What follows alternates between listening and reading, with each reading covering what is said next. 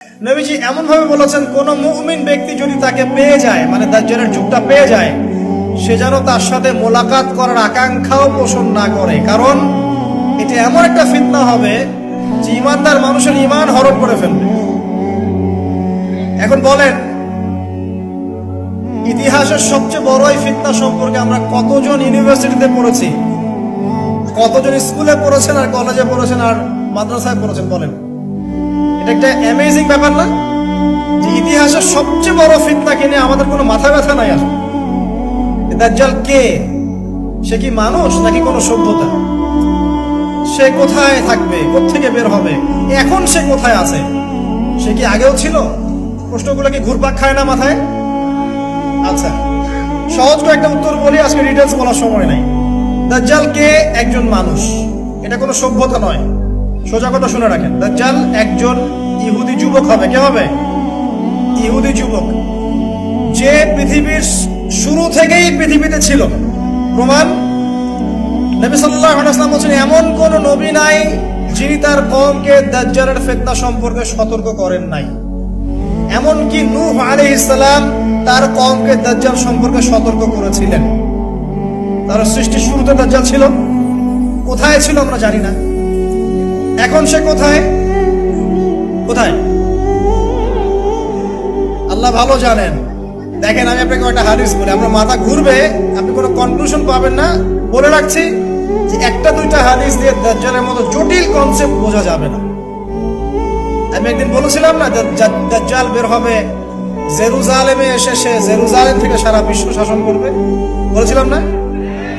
একজন খুব লিখেছে বিরুদ্ধে, যে দেখলেন না দাজ্জাল খোরাসান থেকে বের হবে, দাজ্জাল ইস্পাহান থেকে বের হবে। টেকনিক্যালি সেখানে আরেকটা হাদিস ছিল, সেটা সে আনে নাই। ওখানে আরেকটা হাদিস ছিল যে দাজ্জাল শাম মানে কিন্তু পুরো প্যালেস্টাইন, জর্ডান, লেবানন, এই পুরো এরিয়াটাকে শাম বলে। শাম এবং ইরাক এর মাঝখানের একটা রাস্তা থেকে বের হবে। এই হাদিসটা যখন বলা হয়েছে যে শাম এবং ইরাকের মাঝখানে একটা রাস্তা থেকে বের হবে, তখন কিন্তু ইসরায়েল নামক কোন রাষ্ট্রের অস্তিত্ব ছিল না, জানেন? এটা 1450 বছর আগের হাদিস। আর এর অস্তিত্ব হয়েছে এই তো 1914 সালে বেলফোর ডিক্লারেশনের মাধ্যমে। জেনারেল এলএনবি তো মনে হয়, নামটা ভুলে গেলাম, তার হাত ধরে অটোম্যানদেরকে সরিয়ে দিয়ে ও ওখানে ঢুকেছে 1940 থেকে 1917 এর মধ্যে। ওই সময় কিন্তু এই রাষ্ট্র অস্তিত্ব ছিল না। নবীজি বলেছেন শাম আর ইরাকের মাঝখান থেকে বের হবে, আর ওই জায়গাটা ওরা দখল করে ফেলেছে। এমনকি তামিম দারির যে হাদিসটা আছে, যেখানে দাজ্জাল শেকল দিয়ে বাধা আছে না, একটা জায়গায় বলা আছে, ওখানেও তামিম দারিকে প্রশ্ন করছেন ওই মানুষ রূপী দাজ্জাল যে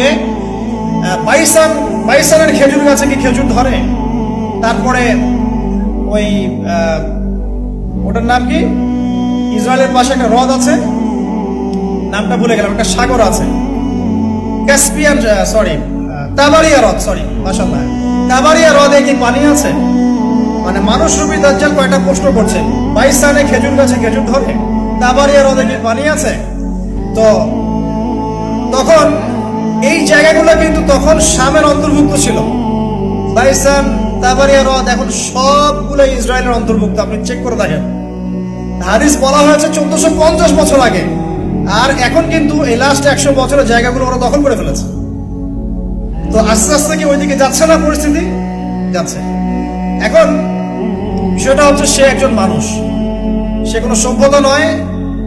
তার কোকড়ানো চুল থাকবে, সে খুব হেভিলি বিল্ড হবে, তার শারীরিক শক্তি থাকবে বেশি, তার এক চোখ অন্ধ থাকবে, ঠিক আছে? এবং সে জিউসদেরকে নিয়ে বিশ্ব শাসন করবে। কতদিন? 40 দিন। 40 দিন মানে কি এক্স্যাক্টলি 40 দিন না, একটা সময় বোঝানো হয়েছে। এটা নিয়ে ওলামায়ে কেরামের মাঝে ইখতিলাফ আছে। তবে এতটুকু বলা হয়েছে, তার প্রথম দিনটা হবে 1 বছরের সমান, দ্বিতীয় দিনটা হবে 1 মাসের সমান, আর তৃতীয় দিনটা হবে 1 সপ্তাহের সমান। এবং বাকি দিনগুলো মানুষের দিনের মতোই, আমাদের দিনের মতোই হবে, ঠিক আছে? এখন দেখুন, খুরুজ নিয়ে যে কথাগুলো আছে, দাজ্জালের অস্তিত্ব আর খুরুজ এক জিনিস নয়। পৃথিবীর নূহ আলাইহিস সালামের সময়েও দাজ্জাল পৃথিবীতেই, কারণ নূহ আলাইহিস সালাম তার কওমকে দাজ্জাল সম্পর্কে সতর্ক করছেন, ঠিক আছে? আবার নবী সাল্লাল্লাহু আলাইহি ওয়াসাল্লাম বলছেন যে সে বের হবে আমার উম্মতে, এবং কিয়ামতের আগে সে সবচেয়ে ভয়ঙ্কর ফিতনা হবে, এর চেয়ে বড় কোনো ফিতনা নাই, আসবে না। ছিল না। পৃথিবীতে এখন যতগুলো ফিতনা আছে এগুলোকে একসাথে করলেও দাজ্জালের সমান হবে না। ঠিক আছে? সে বিশ্ব শাসন করবে, তার এক হাতে জান্নাত এক হাতে জাহান্নাম, মানে এটা রূপক অর্থে, কারণ জান্নাত জাহান্নাম হাতে আনা সম্ভব নয়। এক হাতে কি জান্নাত আনা সম্ভব? এক হাতে জাহান্নাম আনা সম্ভব? অর্থাৎ তার আনুগত্য যারা করবে তাকে সে প্রোগ্রেস দিবে, যে করবে না তাকে সে ধ্বংস করবে, শাস্তি দিবে। সে একটা কওমের পাশ দিয়ে হেঁটে যাবে, কওমের লোকদেরকে বলবে আমাকে আল্লাহ বলে মেনে নাও। ওই কওমের লোক যদি মেনে নেয় ওদেরকে সচ্ছলতা দিবে, ওদের ফসল ফলবে, ধন সম্পদ ওদের পিছু নিবে। যদি কোনো কওম অস্বীকার করে ওদেরকে ম্যাসাকার করে ছেড়ে দিবে। একজন যুবককে ডাকবে, ডেকে বলবে আমি কি আল্লাহ, তুমি কি বিশ্বাস করো? সে বলবে না, তুই দাজ্জাল। ওই যুবকটাকে ধরে চিরে ফেলে দিবে, চিরে ফেলে তার দেহের এক প্রান্ত একদিকে আর এক প্রান্ত আরেক দিকে ফেলে দিবে। এরপর আবার একে জীবিত করবে, জীবিত করে যুবককে আবার বলবে যে এখন কি বিশ্বাস হয়েছে যে আমি আল্লাহ?